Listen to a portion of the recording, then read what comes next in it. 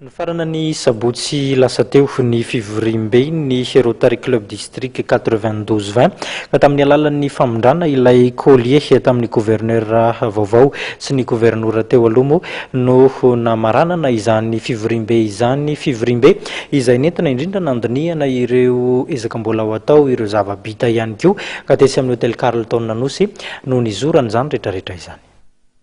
Alain Topsy teratany Mauricienne no voatendro gouverneur vaovao mitarika ny Rotary Club District 92-20 ho amin'ny taona 2024 ny asabotsy teo ny famondrana ny collier teo amin'ny gouverneur teo aloha Jean Ravelonarivo sy ny gouverneur vaovao.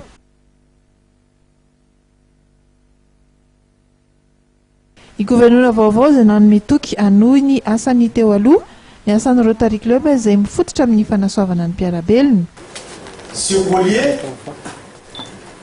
qui va marquer ton gouvernorat 2014 à 2015 et qui va te différencier de tous les rotariens du district.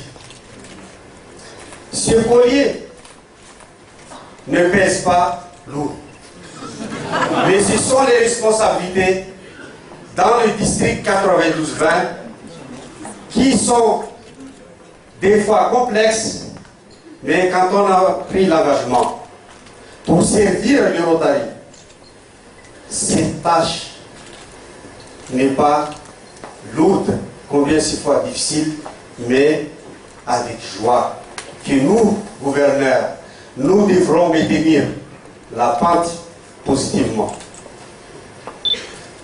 Il n'y a pas de situation négative dans notre district. Tout est positif, tout est clean.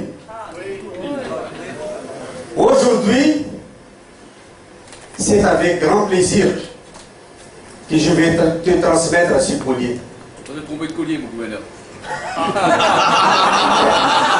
Narahina fiarahan'ireo mpikambana ao anivon'ny Rotary Club ny famaranana ny fivorimbe fahasivambinifolo ny district 92-20 tetsy amin'ny hôtel Carlton Nanosy ny mpikambana avao amin'ny firenena rehetra ao anatin'ny Rotary Club district 92-20 nahitana ny Comore, Djibouti, Madagascar, Maurice ary Mayotte no nandray anjara tamin'izay fiaonam-be izay.